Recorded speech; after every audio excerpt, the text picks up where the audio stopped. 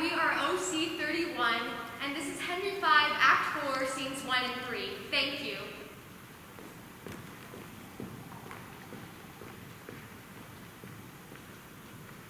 Now, entertain conjecture of a time when the creeping murmur and the pouring dark fills the wide vessel of the universe. From camp to camp through the fallible of night, the hum of iron armies stealing cells, that the fixed sentinels almost receive the whispers of each other's watch. Fire! Answers! Fire! And through their paly flame, each battle sees the other's upward face. Seed, thread, speed, in high and boastful names. Piercing the night's dull ear. And from the tents the armorers accomplishing the night. With busy hammers closing rivets up, give dreadful notes of preparation. The country cocks do crow. The clocks do toll. And the third hour drowsy morning name. Proud of their numbers, the secure in soul, the confident and over-lusty French, to the low-rated English play at dice. The poor condemned English, like sacrifices by their lawful fire, sit patiently and inly ruminate the morning's danger. Oh now, who will behold the royal captain of this brilliant band? Walking from watch to watch, tent to tent. Let him cry, praise and glory on his head, for forth he goes and visits all his hosts. The good Mar with a modest smile calls them brothers, friends, and countrymen. A large as universal like the sun, his liberal eye doth give to everyone, thawing cool fear that mean and gentle all. Behold, as man worthiness define, a little touch of Harry in the night. Master, 'tis true that we are in a great danger. The greater, therefore, should our courage be. Good morrow, old Sir Thomas Erpingham. A good soft pillow for that good white head were better than a churlish sort of friend. Not so, my liege. This lodging likes you better. Now say I like a king. 'Tis good for men to love their present pains. Lend me thy cloak, Sir Thomas. Brothers both, commend me to the princes in our camps. Do my good morrows to them and anon, desire them into my home. We shall, my liege. Shall I attend your grace? No, my good knight. Go with my brothers to my lords of England. I and my bosom must debate a while, and that I would know on account. The Lord in heaven bless thee, noble Harry. God have mercy, old heart. Thou speakest cheerfully. Keep alive. O friend, Discuss unto me, art thou officer, or art thou common, base, and popular? I am a gentleman of a company. Trailest thou the pews and pipe? Even so, what are you? As good a gentleman as the emperor. Then you are better than the king. The kings of Bangkok, and the hearts are bold, a lad of life and imp of fame, of parents good, of fist most valiant. I kiss his sturdy shoe, and from heartstring I love the lovely bully. What is thy name? Harry Leroy. Leroy, a Cornish name. Art thou a Cornish crew? No, I am a Welsh. Knowest thou Llewellyn? Yes, Art thou his friend? and his kinsman too. The fine for thee then. I thank you. God be with you. My name is Pistol Call. Sorts well with your fierceness. Captain Llewellyn! Stop! In the name of Jesus Christ, speak lower. It is the greatest admiration of the universal world when the true ancient prerogatives and laws of the wars is unkept. If you would take the pains to examine the wars upon the great, you shall find, I warrant you, there's no tunnel or pibble pobble in Pompey's camp. I warrant you, you shall find the ceremonies of the wars, and the cares of it, and the forms of it, and the sobriety of it, and the modesty of it to be otherwise. Why, the enemy is loud, you hear him all night. If the enemy is ass and a fool and a pretty coxcomb, is it meet, think you, that we should also look you, be an ass and a fool and a pretty coxcomb, in your own conscience now? I will speak lower. I pray you and beseech you that you will. Though it appear a little out of fashion, there's much care and valor in this Welsh. Brother John Baines is not that the morning which breaks yonder. I think we have no great cause to desire the approach of day. We see yonder the beginning of the day, but I think we shall never see the end of it. Who goes there? A friend, Under what captain serve you? under Sir Thomas Erpingham. The good old commander and most kind gentleman. I pray you, what thinks he of our estate? Even as man wrecks upon sand, that look to be washed off the next tide. He hath not told this thought to the king? No, nor does not meet he should. For though I speak it to you, I think the king is but man, as I am. Therefore, when he sees reason of fears, as we do, his fears out of doubt be of the same relish as ours. Yet, in reason, no man should possess it with any appearance of fear, lest he, by showing it, should dishearten his army. He may show what outward courage he will, but I believe as cold a night as 'tis, he can wish himself in friends up to the neck. And I would he were, and I by him, at all adventures so we were quit here. By my troth, I will speak my conscience of the king. I think he would not wish himself anywhere but where he is. Then I would he were here alone, and so to be sure to be ransomed, and a many poor men's lives saved. I dare say you love him not so ill to wish him here alone. Howsoever, you speak this to feel other men's minds. Methinks I could not die anywhere so contented as in the king's company. His cause being just and his quarrel honorable. That's more than we know. Aye, or more than we should seek after, but we know enough. If we know we are the king's subjects, and his cause be wrong, our obedience to the king wipes the crime of it out of us. But if his cause be not good, then the king himself hath a heavy reckoning to make, when all those legs and arms and heads, chopped off in battle, shall join together at the latter day and cry all, we died at such a place. Some swearing, some crying for a surgeon, some upon their wives left poor behind them, some upon the debts they owe, some upon their children wrongly left. Now, if these men do not die well, it will be a black matter for the king that led them to it. So, if a son that is sent by his father about merchandise do sinfully miscarry policy, then the imputation of his wickedness by your rule should be imposed upon his father that sent him. Every subject's duty is the king's, but every subject's soul is his own. 'Tis certain, every man that dies ill, he ill upon his own head. The king is not to answer it. But I do not desire he answer for me. Yet, I determined to fight lustily for him. I myself heard the king say he would not be ransomed. Aye, he said so to make us fight cheerfully. But when our throats are cut, he may be ransomed and be ne'er the wiser. If I live to see it, I will never trust his word after. You pay him then. You may as well go about to turn the sun to ice and fan his face to the peacock's feather. You'll never trust his word after? Come, 'tis a foolish saying. Your reproof is something too loud. I should be angry with you if the time were convenient. Let it be a quarrel between us if you live. I embrace it. How shall I know thee again? Give me any gauge of thine, and I will wear it in my bonnet. Then, if ever thou darest annul it, I will make it my quarrel. Here's my glove. Give me another of thine. This will I also wear in my cap. And if you should ever come to me and say after tomorrow, this is my glove.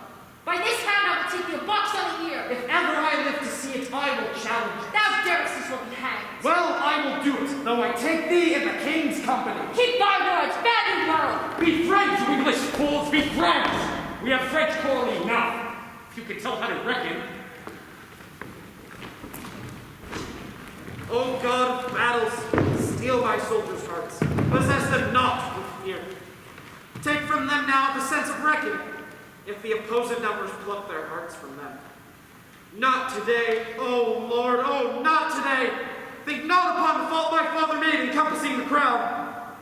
More will I do, though all that I can do is nothing worth, since that my penitence comes after all, imploring pardon. Where is the king? The king himself is going to do their mouth. Of fighting men they have full 70,000. There's 5 to 1, besides they all are French. God's arm strike with us, 'tis a fearful odds. God be with you, princes all. Oh, that we now had here but 1/10,000 of those men in England that do no work today. What's he that wishes so? My cousin Westmoreland? No, my fair cousin. If we are marked to die, we are enough to do our country loss. And if to live, the fewer the men, the greater the share of honor. God's will, I pray thee, wish not one man more. Rather proclaim it, Westmoreland, through my hopes, that he which hath no stomach to this fight. Let him depart, his passport shall be made, and crowns for convoy put into his purse. We would not die in that man's company that fears his fellowship to die with us. This day is called the Feast of Crispin. He that outlives this day and comes safe home shall stand a tiptoe when the day is named, and rouse himself at the name of Crispin. Then will he strike his sleeve and show his claw. And say, these wounds I had on Crispin's day. Old men forget, but all shall be forgot. But we'll remember with advantages what feats he did that day. Then shall our names, familiar in his mouth as household words. Harry the King, Bedford, And Exeter, Warwick, and Talbot, Salisbury, And Gloucester, be in their flowing cups freshly remembered. we few, we happy few, we band of brothers. For he that sheds his blood with me today shall be my brother. Be he ne'er so vile, this day shall gentle his condition. And gentlemen in England now abed Shall think themselves accursed they were not here. And hold their manhood's cheap whilst any speaks that abode with us upon St. Crispin's day.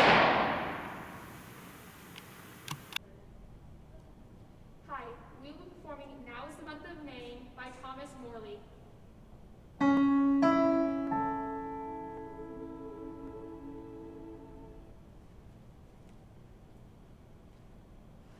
Now is the month of May, when merry lads are playing.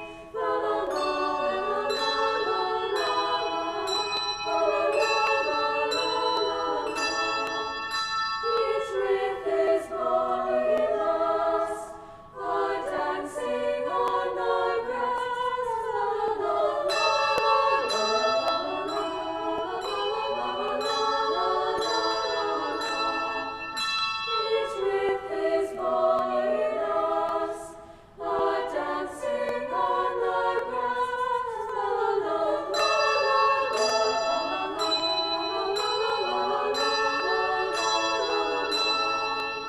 The spring-clad all in gladness doth laugh at winter's sadness. La la la la la la la la la la. And to the bell sound, the nymphs tread out their crown. La la la la la la la.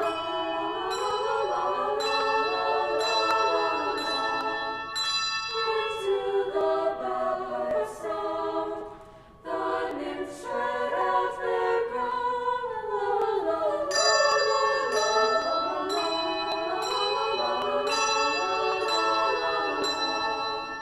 Fine and licensed we musing, you sweet delight refusing.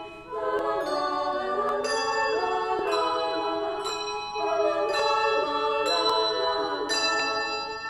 Say, dainty nymphs that speak, shall we play barley break? La la la la la. Say, dainty nymphs that speak, shall we play barley break? La la la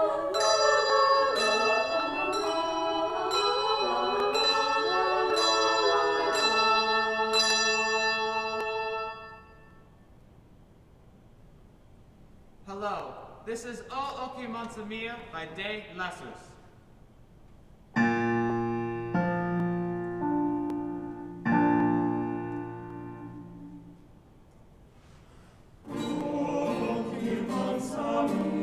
la.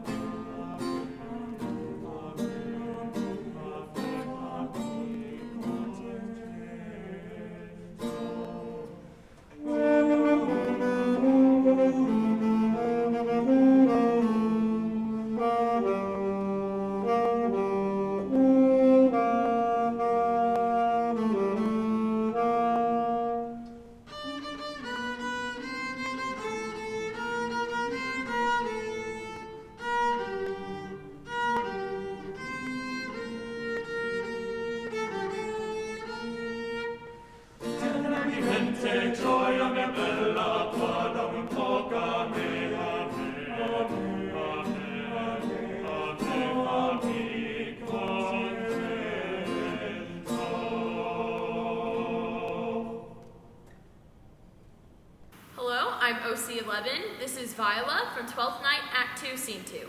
Thank you. I left no ring with her. What means this lady? Fortune forbid my outside have not charmed her. She made good view of me. Indeed, so much that sure me thought her eyes had lost her tongue, for she did speak in starts distractedly. She loves me, sure! The cunning of her passion invites me in this churlish messenger. What of my lord's ring? Why, he sent her none. I am the man, and if it be so as 'tis, poor lady, she were better love a dream. Oh, disguise! I see thou art a wickedness, wherein the pregnant enemy does much. How easy is it for the proper faults in woman's waxen hearts to set form? Alas, our frailty is the cause, not we, for such as are we made of, we be. Oh, how will this badge? My master loves her dearly, and I, poor monster, am fond as much on him. And she, mistaken, seems to dote on me. What will become of this? As I am man, my state is desperate for my master's love. As I am woman, now alas the day, what thriftless sighs shall poor Olivia breathe?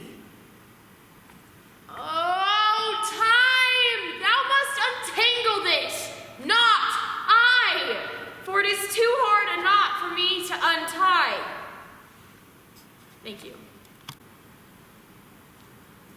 Hi, I'm OC13, and this is Hamlet, Act 3, Scene 3. Thank you.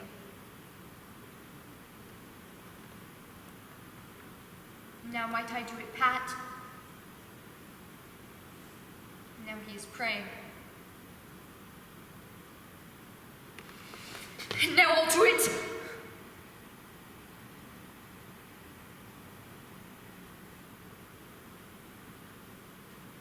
And so he goes to heaven. And so I am avenged.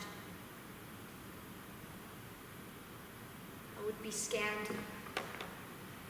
A villain kills my father, and for that I, his sole son, do the same villain send to heaven?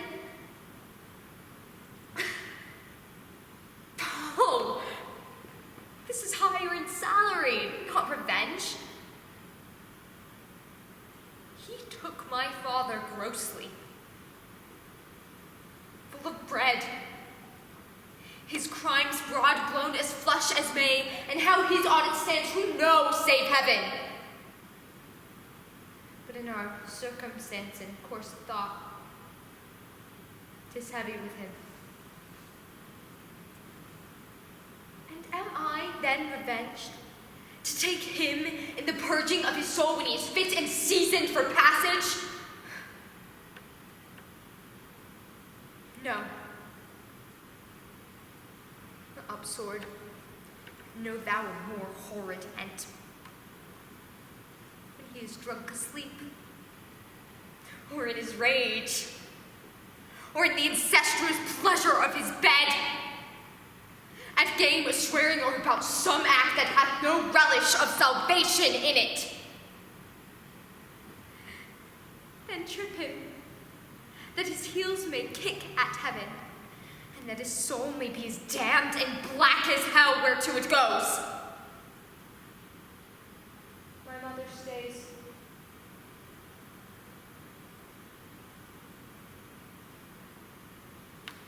This physic prolongs thy sickly days. Thank you.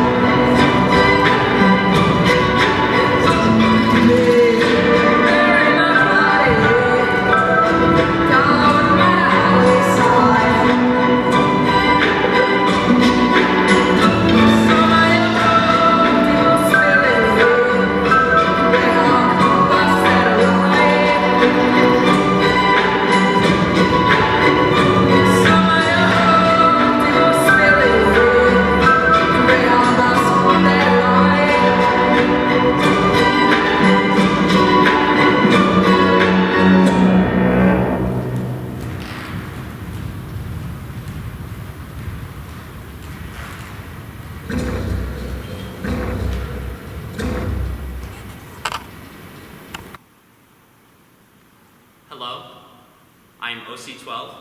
This is Malvolio in Act 2, Scene 5 from Twelfth Night. Thank you.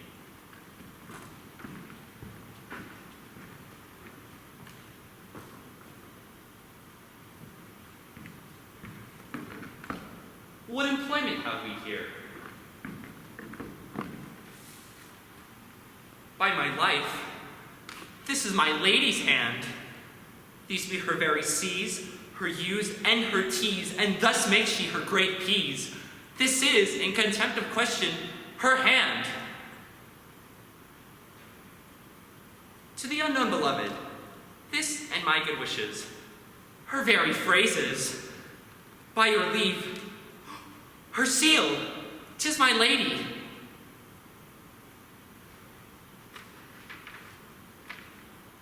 Jove knows I love, but who? Lips do not move. No man must know. No man must know. If this should be thee, Malvolio, I may command where I adore, but silent like a lucrous knife. With bloodless stroke my heart doth gore, M-O-A-I doth sway my life. M-O-A-I doth sway my life. Nay, but first, let me see. I may command where I adore. Why, she may command me. I serve her. This is evident to any formal capacity. There is no obstruction in this. And the end. What should that alphabetical position portend? If I could make that resemble something in me. M-O-A-I. Malvolio! Why, that begins my name. But then there is no consonancy in the sequel. That suffers under probation. A should follow, but O does. And then I follows behind. M-O-A-I. This simulation is not as a former. And yet, to crush this a little, it would bow to me, for every one of these letters are in my name. Soft. Here follows prose. If this fall into thy hand, revolve.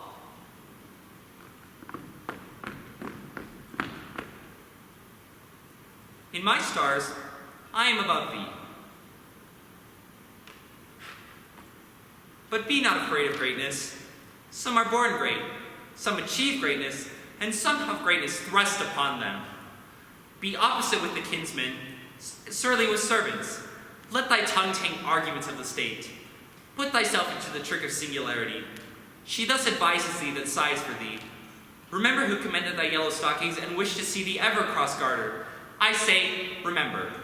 Go to, thou art made, if thou desirest to be so. If not, let me see thee a steward still, the fellow of servants, and not worthy to touch fortune's fingers. Farewell, she who would alter services with thee, the fortunate unhappy. I will be proud. I will read politic authors. I will baffle Sir Toby. I will wash up gross acquaintance. I will be point devised the very man. I do not now fool myself to let imagination jade me, for every reason excites to this. My lady loves me! She did commend my yellow stockings as of late. She did praise my leg being cross-gartered, and in this she manifests herself to my love, and with a kind of injunction drives me to these habits of her liking. I thank my stars. I am happy.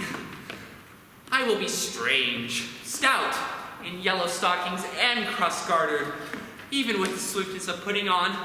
Jove and my stars be praised! Thank you. Hello, we are OC 22. This is Much Ado About Nothing, Act 3, Scene 4. I will be portraying Hero. I'll be portraying Margaret. And I will be portraying Beatrice. Thank you. Charles, I think you're else wore better. No, pray thee, good Meg, I'll wear this. By my troth, is not so good, and I warrant your cousin will say so. My cousin's a fool, and thou art another. I'll wear none but this. I like the new tie with an excellent sleeve. If your hair were a thought browner, and your gown's a most very fashion, I think. I saw the Duchess of Milan's gown, that they pray so. Oh, that exceeds, they say. By my troth, is but a nightgown in respect of yours. Cloth of gold and cut, laced with silver, set with pearls. Down sleeves, side sleeves, and skirts brown underborn with a bluish tinsel. But for a fine, quaint, graceful, and excellent fashion, yours is worth 10 on it. God give me joy to wear it, for my heart is exceeding heavy. 'Twill be heavier soon by the weight of a man. Not on me, I am not ashamed. Of what, lady? Of speaking honorably? Is not marriage honorable in a beggar? Is not your lord honorable without marriage? I think you would have me say, saving your reverence a husband, and bad thinking do not rest true speaking, I'll offend nobody. Is there any harm in the heavier for a husband? None. I think it is be the right husband and the right wife, 'tis light and not heavy. Ask my lady Beatrice else, here she comes. Good morrow, Countess. Good morrow, sweet girl. Why, how now do you speak in the sick tune? I'm out of all their tunes, methinks. Clap is it to light to love, that goes without a burden. Do you sing it, and I'll dance it. You light to love with your heels. Then if your husband has stables enough, you'll see he shall have no harm. Oh, illegitimate construction, I scorn that with my heels. 'Tis almost 5 o'clock, Coz. 'Tis time you were ready. By my troth, I'm exceeding ill. For a hawk, a horse, or a husband? For the letter that begins them all. Ache. Well, and you be not turned Turk, there's no more sailing by the star. What means the fool Tro? Nothing I, but God send everyone their heart's desire. These gloves the Count sent me, they're an excellent perfume. I am stuffed, cousin, I cannot smell. A maid and stuffed, there's goodly catching of cold. God help me. God help me. How long have you professed apprehension? Ever since you left it. Doth not my wit become me rarely? It is not seen enough. You should put it in your cap. By my troth, I am sick. Get you some of this distilled Cardus Benedictus and lay it to your heart. It is the only thing for qualm. There thou prickst her with the thistle. Benedictus? Why Benedictus? You have some moral meaning in this Benedictus? Moral? No, by my troth, I meant plain holy thistle. You may think perchance that I think you are in love. Nay, by our lady, I'm not such a fool to think what I list, nor I list not to think what I can, nor indeed I cannot think, if I would think my heart out of thinking, that you are in love, or that you will be in love, or that you can be in love. Yet, Benedict was such another, and now he's become a man. He swore he would never marry, and yet now, in despite of his heart, he eats his meat without grudging. And how you will be converted, I know not, but methinks you look with your eyes as other women do. What pace is this that thy tongue keeps? Not a false gallop. Thank you. Good, all right, sweet. Here we go. Hello, we'll be performing 2 songs today. The first is Hark All Ye Lovely Saints Above, and the second is I Say La Donna Mia. Thank you.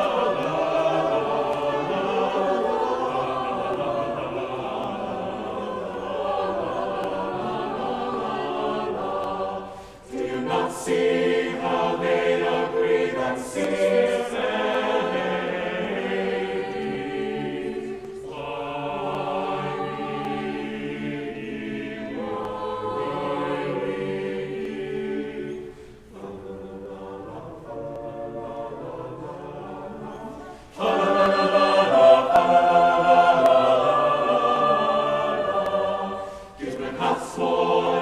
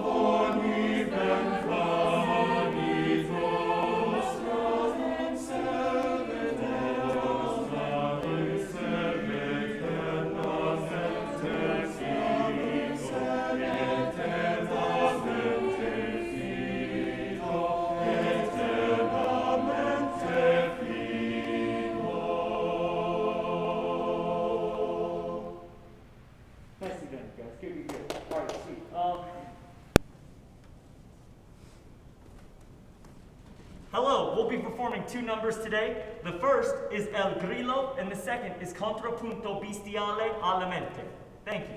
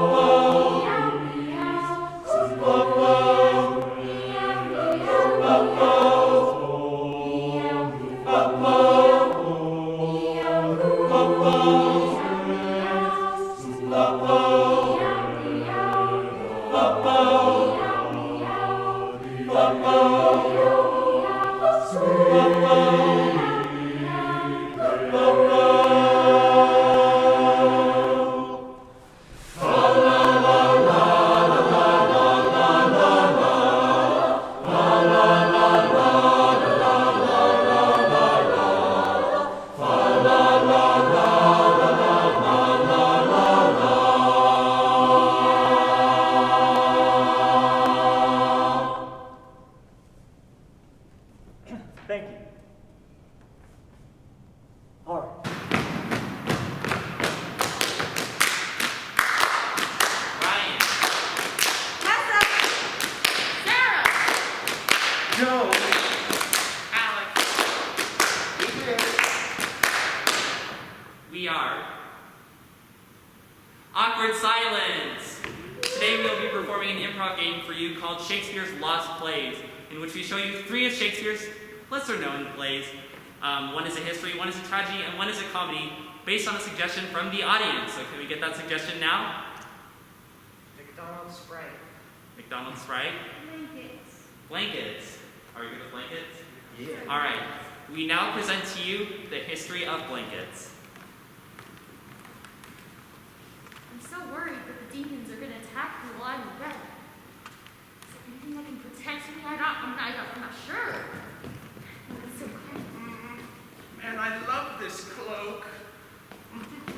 What's your cloak made out of? My cloak, young girl?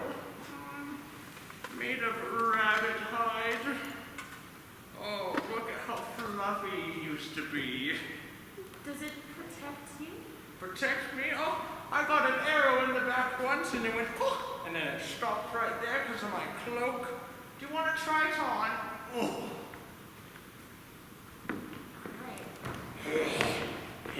I'm a demon. Oh no! My cloak is in the hands of a little girl! What is this? I can't attack you. What magic is this?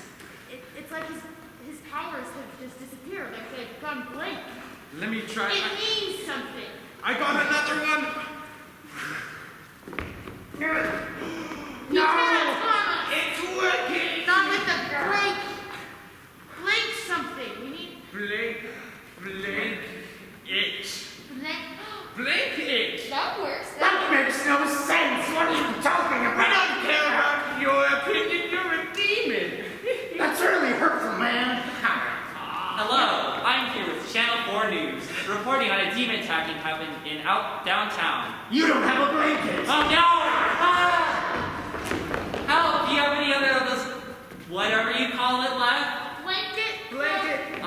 Microphone. Pass the microphone. I know it's a stupid name. Everyone in the town, listen to me. Just grab a large piece of fabric and throw it over yourselves. And just, yeah. And then Whoa, you'll be a safe. piece of fabric? No, don't do that. Look, he's Don't getting listen another. to your inner demons. He's getting one too. No. Protect the cameraman. Oh no! What am I supposed to do? Get the blanket, hurry! There, now we're all protected. I feel so comforted. Sir, where did you come up with this great invention? Well, you see, I saw a bunch of rabbits and I was like, I need to get me some of that warmth. And then I killed a bunch of them.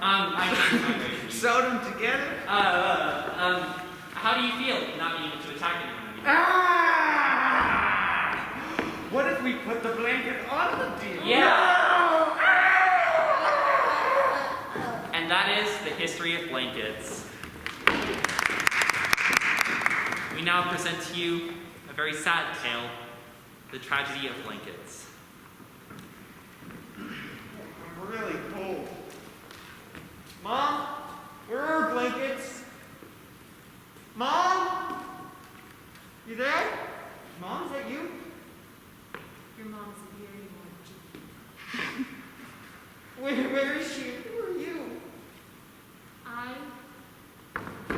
am your worst nightmare. Your mother is safe in bed with her blankets, but you are not. You have nothing to protect you. No. No! What will you do, Jim? Except perish, as I stand over you with my superior height at the moment. That's what I thought. Oh, yeah? I have superior height. Yeah, let's speed him up. I suddenly feel like as if I might die. That one actually hit me really hard. I will apologize for nothing, except maybe later when we get talk or something. Jimmy? I'm alive. Jimmy? Spirit. Did you bring your friends over again? Yeah, he sure did. No. This is your mom, right, Carol? Mom? Right. Why do you have two black eyes? I was kicked. No, he's wearing sunglasses.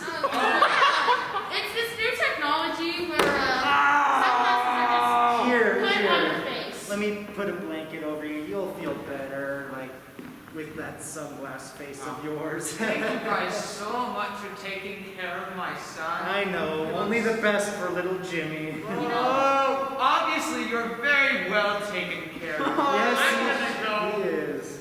Goodbye, Jimmy. Goodbye. Jimmy, are you aware of how much a blanket looks like a sheet they put over a dead body?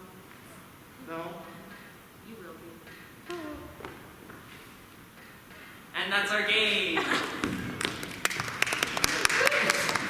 Now, we leave you with a happier tale, the comedy of blankets. La da da da. I love my blanket. Wow, that's a pretty incredible blanket if I do say so myself. It's rainbow colored. Oh, fancy. Ooh. Very fancy indeed. I think my blanket is better than yours. Oh yeah, well my blanket has colors on it that humans can't see. I can't see them though. It also makes a cool noise. Listen, Shrimp Man, we told you once and we told you again. We don't like your blanket. Yeah, shrimp man. Go back to eating shrimp. Well, what if I told you my blanket was reversible? How is it? Oh my goodness! Now it's shiny. I've been busted! Listen, man, I gotta say, I think this is just a lot better. It's so shiny. You know what? I challenge you to a blanket dancing contest. Good thing This just I in! A blanket dancing contest in a local town. I'm not going to tell you which one. Shall we begin? Little did you know that I had a secret blanket. Oh, what a Oh, it's so awesome! It's also a good thing that I went to college for blanket dancing judging. Say, do you feel like burying any of these men? Possibly. We'll see at the end of the tournament. I'm going to use it to make a gust. The gust is intense, folks. You can play at that game. Whoa. If I may interject, I will be bearing the winner. So, Oh, there's something writing on this now. Well, I'm going to do the gust again, but harder this time. He has a lead. Will he? No. Is he going to I rise up? have to do it for my dad. For his dad? Oh, yeah. He's almost done it. What's for his dad?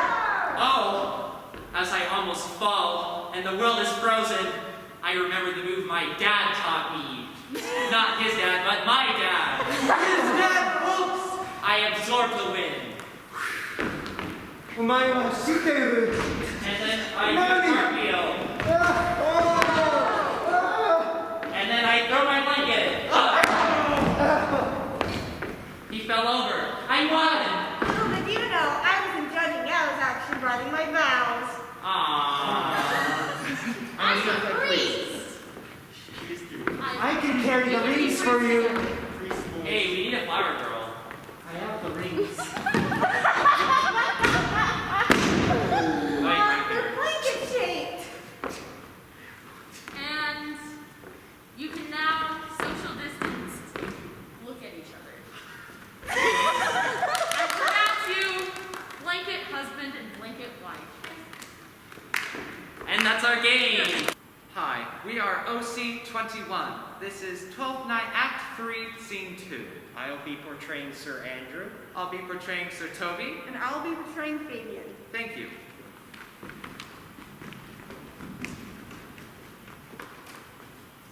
Wait, Sir Andrew! No, I'll not stay a jot longer.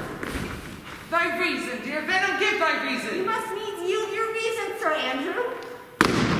Mary, I saw your niece do more favors to the Count's serving man than she ever bestowed upon me. I saw it in the orchard. Did she see thee, the while? Oh, boy, tell me that. As plain as I see you now. This was a great argument of love and her toward you. Slight, will you make an ass of me? I will prove it legitimate, sir, upon oaths of judgment and reason. And they have been grand jurymen since before Noah was a sailor. She did show favor to the youth in your sight only to exasperate you, to awake your dormouse valor, to put fire in your heart and brimstone in your liver. You should then have accosted her, and with some excellent jests, fire you from the mint. You should have banged the youth into dumbness. This was looked at for your hand, and this was balked. The double guilt of this opportunity you let time wash off, and you are now sailed into the north of my lady's opinion, where you will hang like an icicle on a Dutchman's beard. Unless you do redeem it by some laudable attempt, either of valor or policy. Anyway, it must be with valor, for policy I hate. Why then build me thy fortunes upon the basis of valor. Challenge me, the Count's youth, to fight with him. Hurt him in 11 places, my niece shall take note of it. And assure thyself, there is no love broker in the world can more prevail in man's commendation with women than report of valor. There's no way but this, Sir Andrew. Will either of you bear me challenge to him?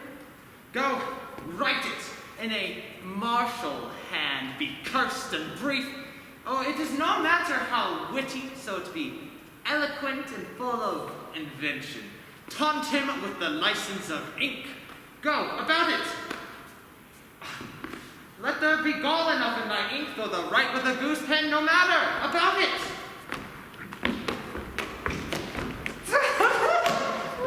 Where shall I find you? We'll call thee at the Capiculo. Go. This is a dear mannequin to you, Sir Toby. I have been dear to him, lad. Some 2,000 strong or so. We shall have a rare letter from him, but you'll not deliver it? Never trust me, then. By all means, stir on the youth to an answer. And his opposite, the youth, bears in his visage no great presage of cruelty. Thank you.